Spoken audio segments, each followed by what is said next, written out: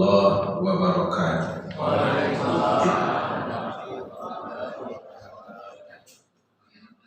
Alhamdulillahi rabbil alamin.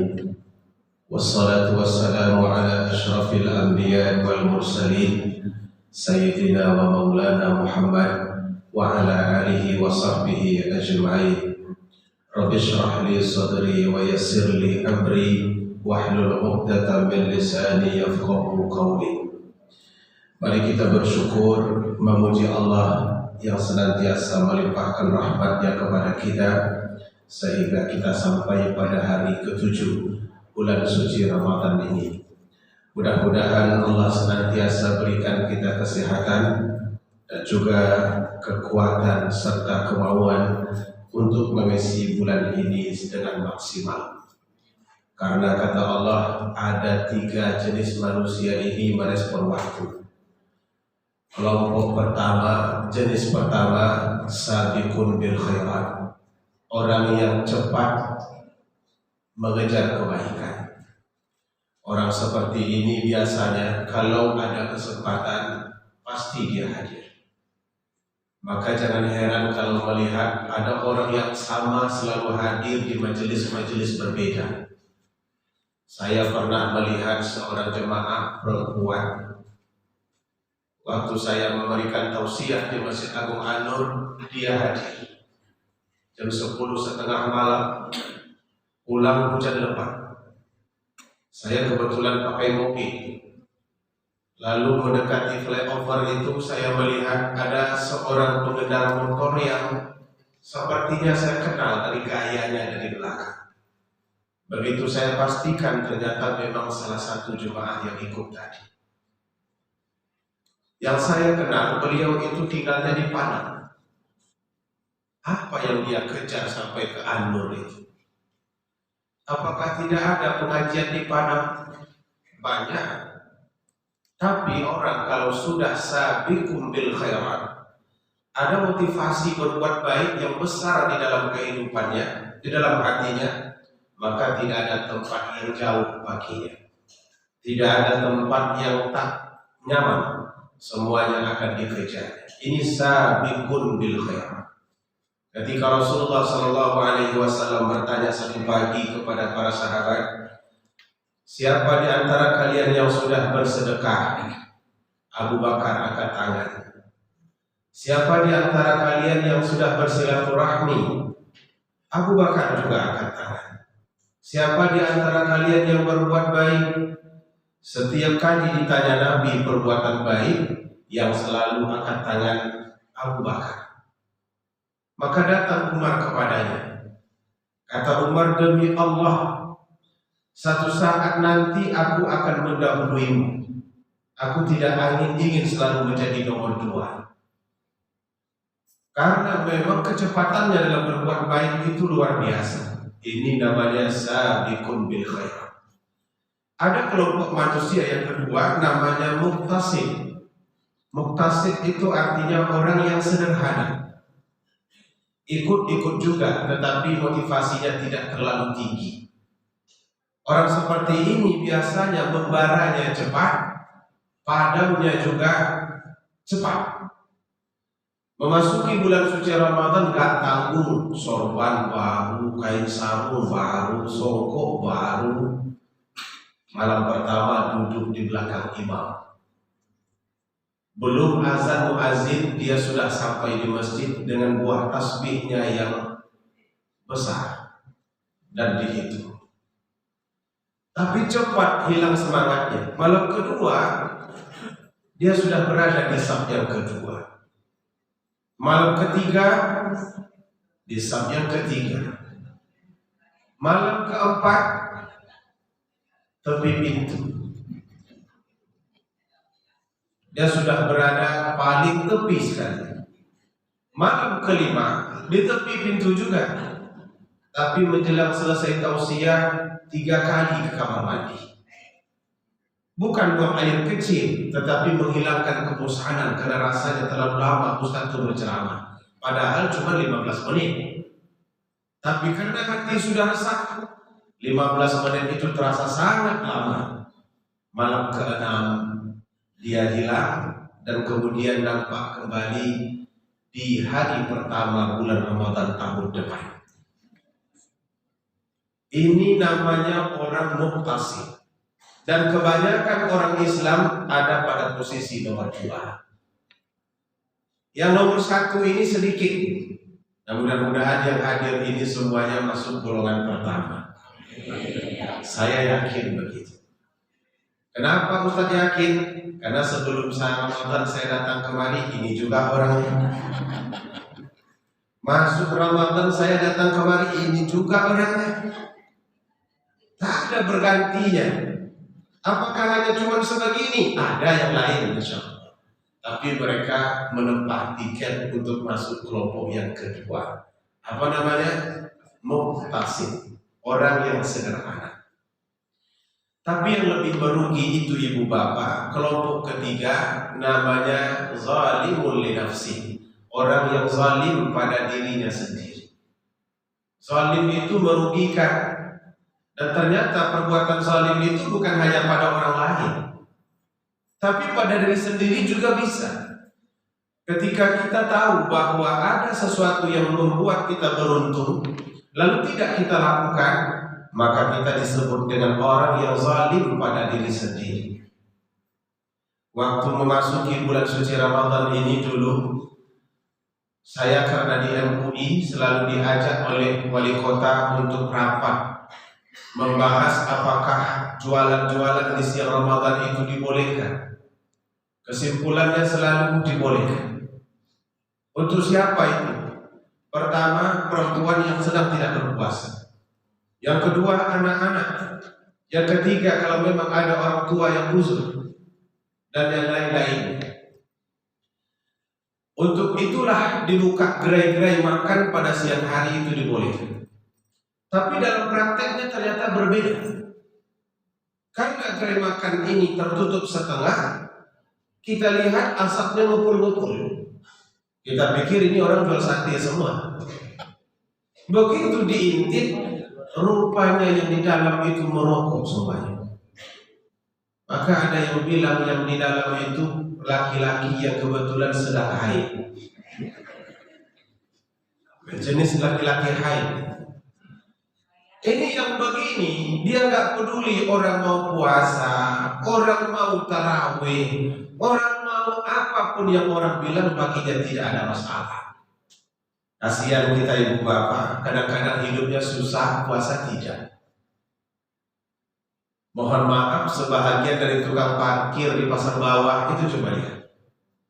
Di siang hari Ramadan terik-terik begitu, dia enak saja minum es. Nggak tahu dia kita tergoda juga. Kadang-kadang di depan kita dia makan buah-buah itu di siang hari Ramadan. Itu orang yang zalim pada diri sendiri namanya. Sudahlah di dunia susah, di akhirat pun nanti susah. Mana yang lebih zalim daripada orang-orang seperti itu? Mudah-mudahan yang hadir ini insya Allah masuk kelompok nomor 1. Apa tadi namanya Bapak Ibu? Namanya saja lupa. Gimana mau masuk? Sabiqun bil khairat. Orang yang berlomba-lomba ingin mendapatkan kebaikan. Hadirin yang Allah muliakan, pagi ini kita akan membahas sampai jam 6:15 menit karena waktu yang disediakan cuma setengah jam. Boleh lebih tapi 1 menit. 31 menit. Kadang-kadang masuk surga dengan selamat itu tidak mesti dengan amalan-amalan yang berat. Enggak selalunya dengan perang, berjuang, mati. Ada kalanya masuk surga itu dengan selamat dengan perkara-perkara sepele dan ringan. Karena memang dalam bagi Allah Subhanahu wa taala semua ibadah itu bernilai. Kita yang selalu mengklasifikasikannya ada kecil, ada besar. Ada fadilah, ada kurang fadilah. Tapi bagi Allah Ta'ala tidak. فَمَنْ يَعْمَلْ مِثْقَالَ ذَرَّةٍ خَيْرًا يَرَهُ. Siapa yang melakukan perbuatan baik walaupun kecil, maka pasti dia akan melihat.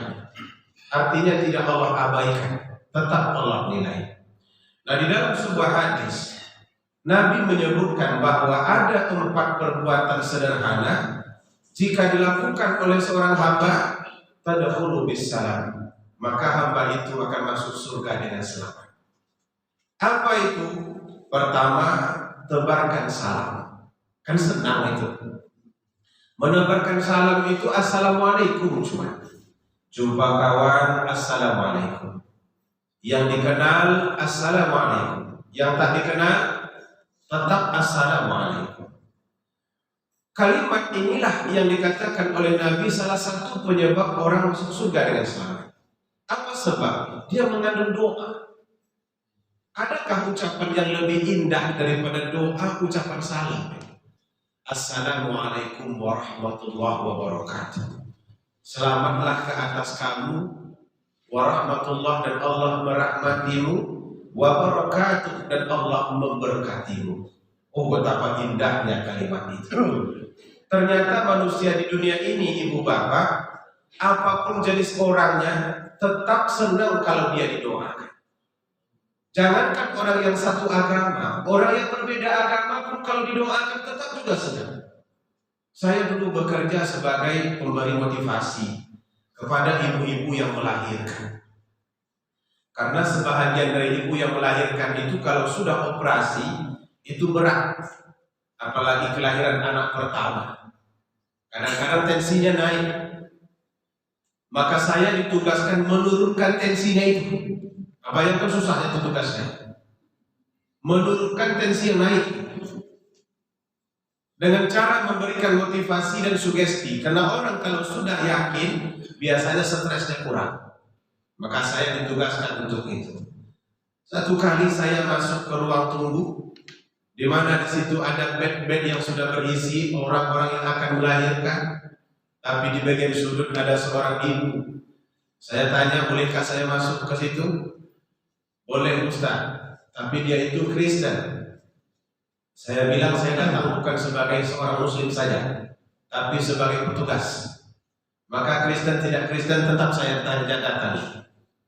Difasilitasilah. Setelah semuanya disetelkan, baru kemudian dipanggil. Saya melihat ada seorang ibu yang masih muda, perutnya sudah sangat membulat dan dia sudah tiup-tiup. Kalau sudah tiup-tiup itu biasanya nunggu waktu itu. Saya sudah hafal juga komunikasinya. Ibu bagaimana? Sudah buka? Belum. Buka 1, buka 2, buka 3, dia sampai 10 ternyata. Kalau sudah sampai 10 udah melahirkan. Tapi kalau masih 1, 2 itu belum. Lalu kemudian datang perawat, Ustaz ini insya Allah dioperasi. Di wajahnya kelihatan dia begitu resah. Apakah ibu takut dengan operasi ini? Iya, saya takut. Kalau begitu dengarkan saya bicara. Saya panggil keluarganya. Ibu punya ayah, orang tua? Ada.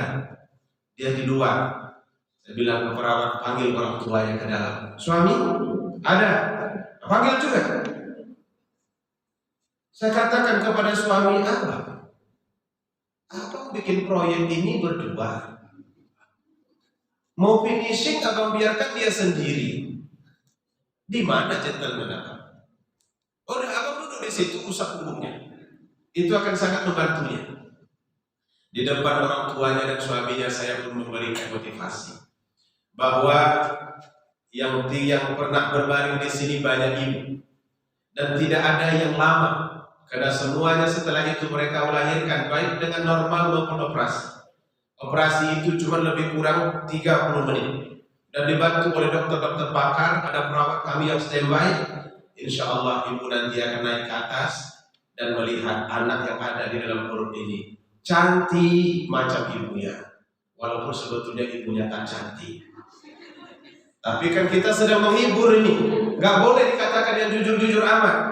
Katakan saja yang betul-betul membuat dia bahagia. Dampaknya ibu bapak, setelah saya selesai, saya keluar dari ruangan, diikuti oleh keluarganya. Awalnya saya khawatir, apa ada yang salah dari kalimat saya tadi? Karena dia berteriak, Ustaz tunggu dulu. Orang Batak ternyata. Jadi begitu saya berhenti, saya menghadap kepada beliau, Baru hilang rasa khawatir itu ketika saya melihat beliau memasukkan tangan ke saku bajunya. Saya sudah tahu apa maksudnya. Tapi walaupun begitu tetap saya pastikan dulu. Karena tak semua yang dikeluarkan dari saku baju itu uang. Ada juga kertas catatan. Kalau catatan-catatan kajian tidak ada masalah. Kadang-kadang catatan utang. Tapi benar ternyata yang dikeluarkannya uang dan diselipkannya di dalam kantong saya. Begitu mau dimasukkannya ke dalam saku baju saya lihat 20.000 rupiah. Oh jangan Pak, saya tak boleh menerima tips-tips seperti ini. Karena saya sudah digaji untuk melakukan hal ini. Gak apa-apa Ustaz, banyak pahala Ustaz. Tahu juga dia pahala rumahnya. Akhirnya dengan sedikit memaksa dia pun berhasil memasukkan 20.000 itu.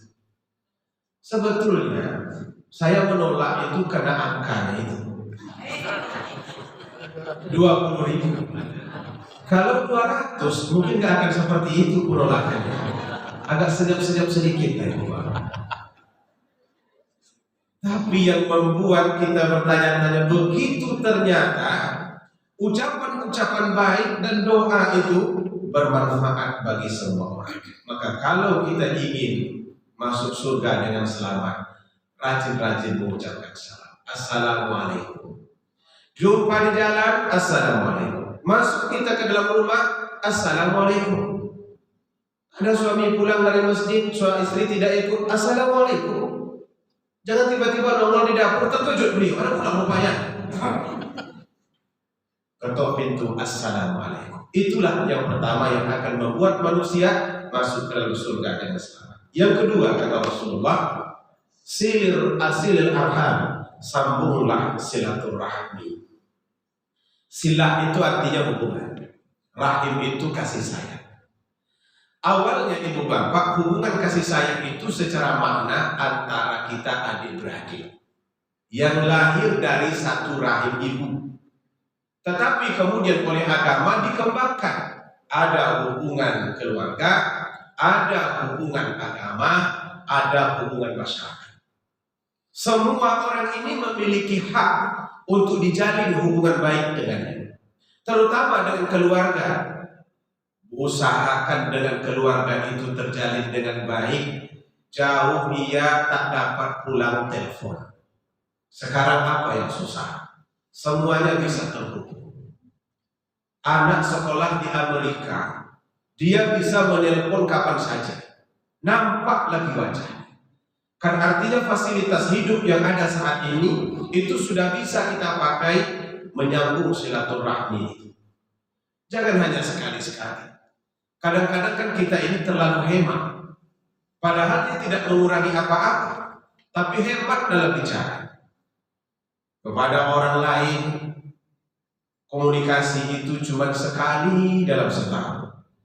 Ketika hari raya Idul Fitri dengan mengirimkan ucapan selamat hari raya Idul Fitri. Tetapi untuk sampai kepada kalimat selamat hari raya Idul Fitri itu banyak pula mukadimah lainnya, pantun-memantun.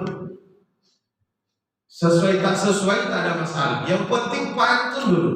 Apalagi orang Melayu dulu maka kalau kita baca kalimatnya sedikit saja di bawah, tapi di atasnya bukan banyak panjang. Di sini kosong, di sana kosong. Tidak ada batang tembakau. Bukan saya berkata bohong, ada kata memikul kerbau. Selamat hari raya Idul Fitri, minal aidin wal faizin, mohon maaf lahir dan batin. Orang bertanya-tanya apa hubungan kata memikul kerbau dengan hari raya? Orang yang menerima kalau dibuat begitu pantau pula baginya tidak menjawab karena nggak keren. Maka dijawab pula dengan pantun yang lebih membingungkan. Menanam limau di tanah tinggi, mati diinjak anak kata. Melihat batang sakit gigi, semua kata kelak terbahak. Selamat hari raya Idul Fitri, minal aidin wal faizin, mohon maaf lahir dan batin. Itu pantun kelas 2 SD saya itu. Yang usia-usia 45 seperti saya pasti ingat ada kerbau yang memikul kata memikul kerbau di gambar. Jadi begitulah kita ini. 6 tahun sekolah di SD itu yang teringat cuma 2 pantun itu. Sisanya sudah hilang semua. Sambung silaturahmi akan membuat engkau selamat masuk ke dalam surga. Apa sebab? Allah paling senang dengan orang yang menyambung hubungan silaturahmi ini. Sebab silaturahmi itu diambil dari nama Allah. Maka kalau kita menghidupkannya, itu artinya kita menghidupkan nama Allah. Kata Allah dalam hadis qudsi, khalaqtuki biyadi, aku ciptakan engkau wahai silaturahmi dengan tanganku. Wa syaqaqtu laki isman min ismi, dan aku ambil salah satu di antara namaku, aku letakkan kepada. Nama Allah itu ada 99. Salah satunya adalah Ar-Rahman, ada lagi Ar-Rahim. Dari situlah diambil silaturahim. Faman wasalaki wasaltu, maka siapa yang menyambungmu, aku akan menyambung hubungan baik dengannya. Waman qata'aki qata'tu, siapa yang memutuskanmu, aku akan memutuskan hubungan dengannya. Karena itu Allah sangat senang dengan orang-orang yang bersilaturahmi. Pernah di dalam sejarah ibu bapak, tapi hadis ini Nabi SAW menceritakan, ada seorang lelaki pergi menuju sebuah kampung. Di tengah jalan dia bertemu dengan seorang lelaki tua, dan laki-laki ini bertanya kepada yang mau datang ke kampung, engkau mau kemana? Kata laki-laki ini, mau menuju kampung itu. Apa urusanmu? Banyak teman-teman saya di situ. Apa yang kau dapatkan kalau pergi ke sana? Nggak ada katanya.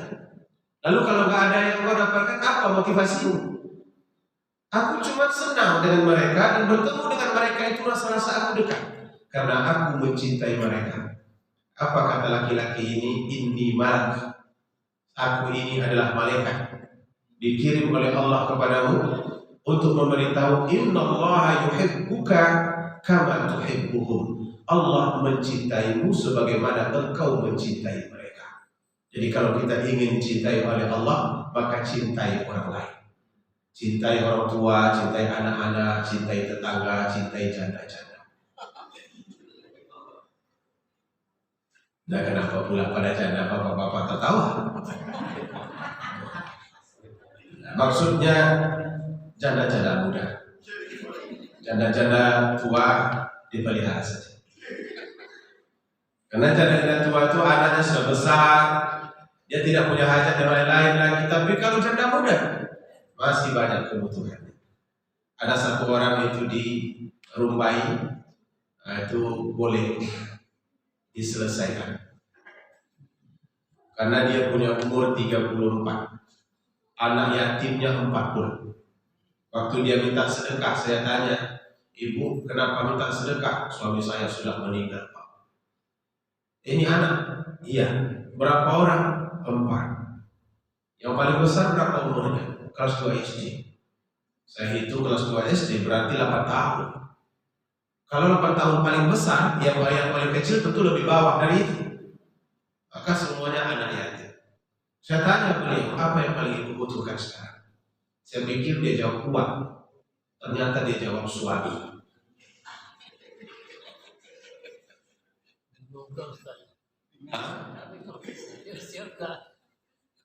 Bukan, saya hanya menyampaikan Pak, yang kira-kira berminat itu boleh berpahala. Ustaz selesaikan Pak.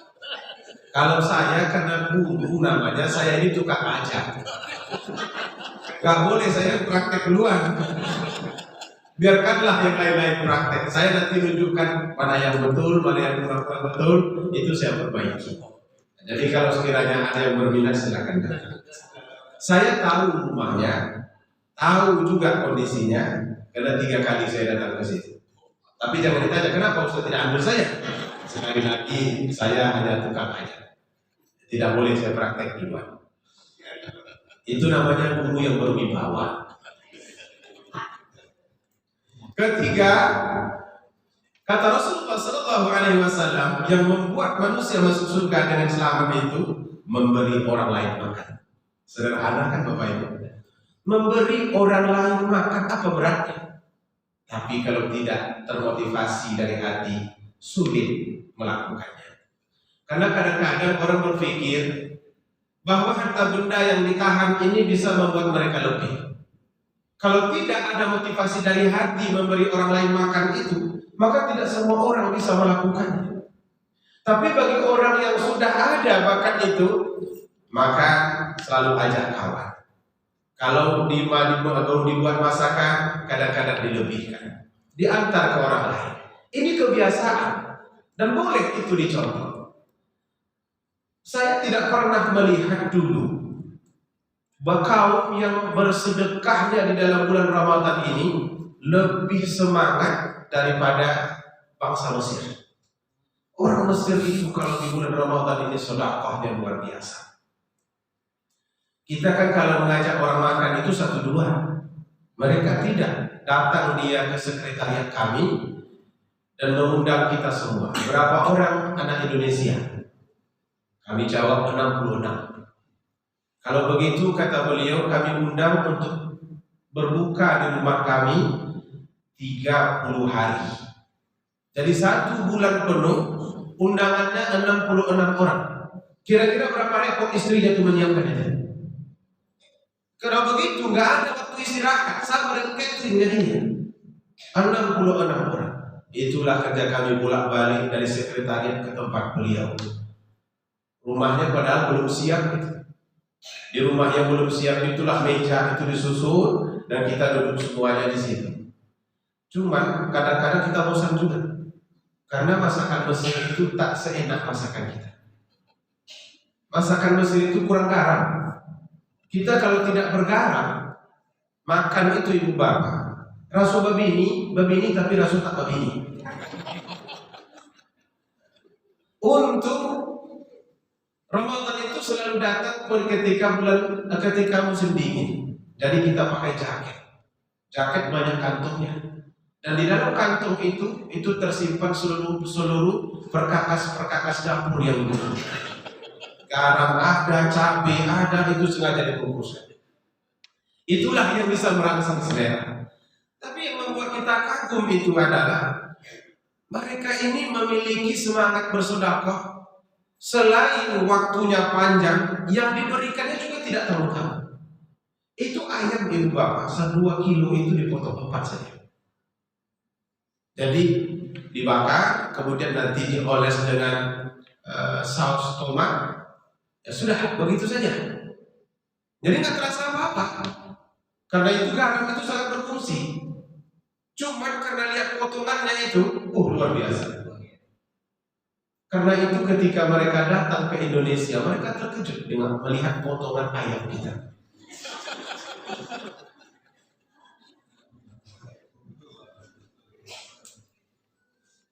Ayam kita 900 gram dipotong 18.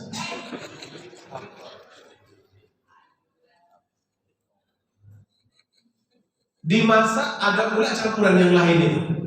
Enggak dia sendiri dicampur dengan nangka. Hingga kita susah memilih mana nangka mana ayam. Kadang-kadang bagi orang yang baru-baru kenal, tengoknya saja yang agak berkentul sedikit diambil. Jangan-jangan ini ayam. Begitu digigit lepas.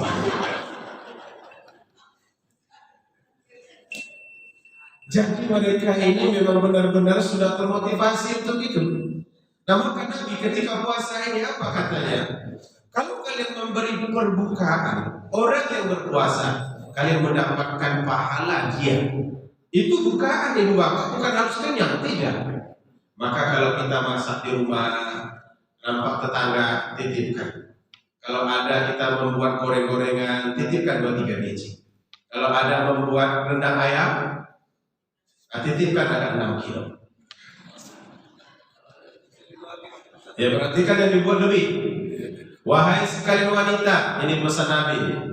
Kalau kalian masak, banyakkan kuahnya. Jadi kalau masak ayam umpamanya 4 kilo, tak apa-apa kalau kuahnya sampai 10 kilo. Karena disuruh banyakkan. Untuk apa kuah yang banyak ini? Antar ke tetangga kalian semuanya. Nah, cuma jangan diamalkan betul sesuai dengan perintah itu. Kalau kuahnya itu diantar itu kan payah berkomunikasi. Datang ke tetangga dengan mangkuk yang kuah gulai di dalam goyang-goyang. Assalamualaikum. Waalaikumsalam. Ibu, ini ada kuah gulai ayam. Begitu ditengok, memang betul kuah gulai ayam. Tak ada pun apa-apa di dalam. Maksudnya di situ ibu bapak, andai kata cuma ada kuah yang bisa kalian sedekahkan, maka bersedekah. Tentu akan lebih baik kalau ada kuahnya, ada batu-batunya juga. Jadi ada yang bisa dicicipi. Memberi orang lain makan ini sifat yang paling mulia. Maka Rasulullah SAW punya kebiasaan makan itu bersama orang lain, tidak makan surang-surang. Ini kadang-kadang suami makan sendiri, istri ditinggalkan. Kalau sudah pergi makan rendang lambung, apa namanya dendeng lambung, ini ditinggalkan. Tapi kalau makan teruk, baru istri dibawa. Tapi yang di sini tidak seperti itu. Hanya sekali-sekali. Yang mansur-mansur. Makanlah rame-rame. Melapor sahabat kepada Rasulullah, ya Rasulullah, kami makan tapi kenapa kami tak kenyang? Kata Nabi, la'allakum taftarikun. Mungkin kalian makan itu sendiri-sendiri. Fajtami'u ila ta'amikum. Maka cobalah kata Nabi kalau makan itu sama-sama, kalian akan kenyang. Ta'amun wahid yakfi itsnain. Makanan untuk satu orang cukup untuk dua orang. Makanan untuk dua orang cukup untuk tiga orang. Semakin banyak orang makan di dalam satu tempat, maka semakin berkah tempat itu. Karena itu sebetulnya makan menurut sunnah itu bukan makan pakai piring, tapi makan pakai alam. Makan pakai nampan tua, letakkan nasi di dalam, masukkan ayam di situ, letakkanlah kuahnya, sama-sama mencampur dari sana. Tapi jaga kebersihan, jangan sampai kuku panjang, ketombe banyak, gak pulas sebelum itu. Nanti mengalir kuahnya kemana-mana, itulah yang dimakan kawan. Artinya ada anjuran banyak di situ. Tapi itulah yang paling berkah itu, makan beramai-ramai. Jadi kalau kita nanti makan setelah raya, ya mudah-mudahan sudah makan pakai pakai nampan. Sekarang orang mau makan pakai daun, sama saja. Karena intinya adalah makan berjamaah. Hadirin yang Allah muliakan. Kenapa Nabi Ibrahim itu menjadi Khalilullah, kawan Allah? Salah satu penyebabnya adalah dia suka memberi orang lain makan. Begitu Allah sukanya dengan orang-orang yang memberi makan kepada orang lain. Saya juga tidak akan menolak kalau ada undangan, apalagi di malam-malam Ramadan. Boleh, tapi kalau siang, terima kasih saja. Kemudian yang keempat, yang membuat manusia masuk surga dengan selamat itu salat malam. Wa tusalli wa salli bil-lail wan nasu niyam. Salatlah pada malam hari ketika manusia sedang tertidur. Salat apa maksudnya ini? Tahajud. Salat tahajud itu menyebabkan orang akan dimuliakan oleh Allah. Wa minal laili fatahajjad bihi nafilatan lak. Dan di antara sebagian malam salat tahajudlah sebagai ibadah sunat bagimu. Asa ayyam ba'atsaka rabbuka maqaman mahmudan. Mudah-mudahan nanti di hari akhirat Allah akan membangkitkanmu dalam keadaan terpuji. Mahmud itu artinya terpuji. Terpuji seperti apa? Orang kalau elok itu dipuji. Kalau buruk dicela. Di hari kiamat itu ada orang bangkit dalam keadaan baik, ada pula bangkit dalam keadaan buruk. Ada yang wajahnya bercahaya, ada yang diletakkan di atas mimbar, tapi ada pula yang ngesot di jalan. Ada yang perutnya besar luar biasa, ada yang badannya kecil sebesar semut, dipijak-pijak oleh orang lain. Maka hanya ada dua di situ, ada yang tercela, ada pula yang terpuji. Orang yang sholat malam, sholat tahajud dipeliharanya, ia akan bangkit dalam keadaan terpuji. Karena dia melakukan sesuatu di waktu orang yang tidak melakukannya. Semua orang tidur nyenyak, tak ada satu pun yang berdoa, tidak ada satu pun yang berdiri, lalu berdiri dia. Inilah kata Rasul, kata Allah Ta'ala, tanda-tanda orang yang benar-benar beriman dengan ayat Allah. tatajafa junubuhum 'anil madaji yad'una rabbahum khaufan wa tama'an wa mimma razaqnahum yunfiqun. Renggang rusuk mereka dari tempat tidur. Mereka berdoa kepada Allah dengan penuh harapan dan penuh rasa takut, dan mereka juga selalu menafkahkan harta yang mereka miliki. Ini ada di dalam surah Sajadah yang kita baca setiap subuh Jumat. Oleh karena itu, ibu bapak yang dimuliakan Allah Subhanahu wa taala, mudah-mudahan kita dimasukkan oleh Allah ke dalam surga dalam keadaan selamat. Amin ya rabbal alamin. Kita simpulkan kajian kita subuh ini, ada 4 perbuatan sederhana yang menyebabkan manusia masuk surga dengan selamat. Yang pertama, mengucapkan salam. Yang kedua, silaturahim. Yang ketiga, memberi makan kepada siapa? Kepada pengurus masjid. Yang keempat, salat malam atau salat sunat tahajud. Semoga bisa kita laksanakan dan kita akhiri pengajian kita ini dengan mengucapkan alhamdulillah ya rabbil alamin serta doa kafaratul majelis. Boleh bertanya bulan puasa ini? Ini masalahnya sudah haus betul, air tak ada. Silakan. Nah, boleh. Jangan jauh-jauh betul, banyak kami nyarinya di situ.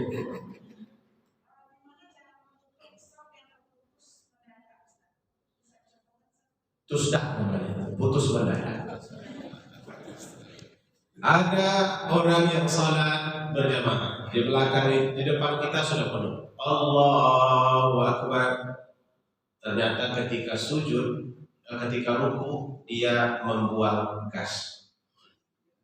Tidak terdengar, tapi tercium. Karena dia pandai menyembunyikannya, macam ban kempes. Kemudian tiba-tiba dia mundur dari safnya, kosong saf di depan. Ada 2 cara untuk menutupinya. Pertama, orang yang di belakang maju ke depan. Boleh melangkah, tidak dilarang di dalam melaksanakan ibadah sholat. Ya, langkahnya bagaimana Ustaz? Panjang-panjang kah? Sederhana saja, melangkah untuk menutupi saf. Yang kedua, yang kiri kanan merapat. Nah, siapa yang paling duluan? Tidak ada ketentuan. Kalau yang kiri lebih mengerti, maka merapatlah yang kiri. Kalau yang kanan lebih mengerti, merapatlah yang kanan. Cuman ibu bapak, biasanya saf itu akan diposisikan di tengah. Apa kata Nabi? Jadikanlah imam itu di depan kalian. Maka pas yang tepat posisi itu adalah jadikanlah imam di tengah-tengah kalian. Maka kalau umpamanya saf sepanjang meja, imam di sini, jangan diisi di ujung. Nanti 2 cuma jemaahnya, imam di sini diisi di ujung, dua orang di situ. Kenapa di situ? Paling lupa. Memang benar, yang paling utama itu yang kanan, tapi kanan imam. Namun kalau sudah berjamaah lebih daripada 1 orang, posisikan imam di tengah. Jadi merapat yang bersama atau yang di belakang maju. Yang di depan boleh mundur, ayah. Karena dia terpaksa menghidupkan sign mundur seperti itu. Nanti nggak bisa dia menyusun saf nanti. Jadi begitu cara untuk menutupi saf yang terputus secara mendadak. Memang tidak bisa kita nafikan, banyak hal-hal di dalam sholat itu yang bisa terjadi. Baik pada jamaah, pada makmumnya atau pada imamnya. Nah, imam begitu juga.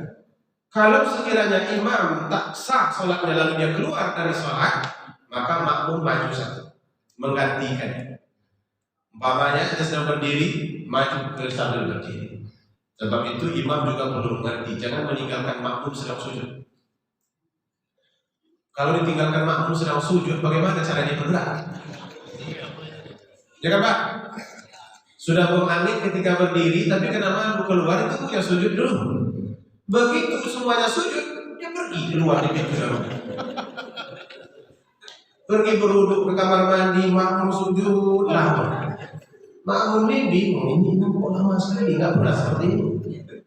Rasa-rasa kepala sudah hampir mau pecah. Ada 1 orang makmum yang mencoba mengintip imam. Waktu itu boleh mengintip imam. Yang lain-lain nggak boleh diintip, imam boleh diintip kalau terlalu lama. Begitu dilihat imamnya sudah tidak ada rupanya di depan. Nah seorang makmum bagaimana? Komandoi saja. Allahu Akbar. Maka jemaah pun akan bangkit dengan tenang walaupun mereka bertanya-tanya kok suaranya berubah. Rupanya sudah ganti imamnya. Apa gara-gara sujud lama tadi? Jangan malah berteriak-teriak. Imam kita hilang. Kalau begitu modelnya, semuanya bubar itu. Patutlah kamu di sana duduk bersujud. Kamu aja. Rupanya imam sampai merokok pula dalam lagi. Karena dia tahu tak bisa masuk lagi. Tetap juga nanti akan masuk. Akhirnya dia berlama-lama di situ. Jadi walaupun sholat itu sudah kita kenal, banyak tata cara yang tetap harus kita pelajari. Itu ya, mudah-mudahan selamat menutupi saat yang putus. Baik, demikian lebih dan kurang mohon maaf bila ibu wal hidayah. Ada lagi Pak? Apanya Pak? Apa yang baiknya?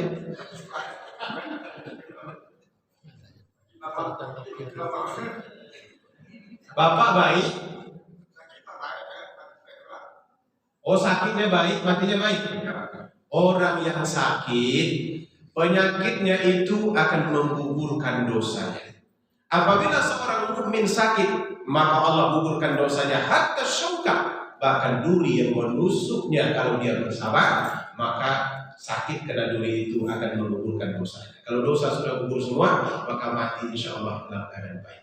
Mudah-mudahan Pak Haji mati dalam keadaan baik. Dilolah. Mudah-mudahan.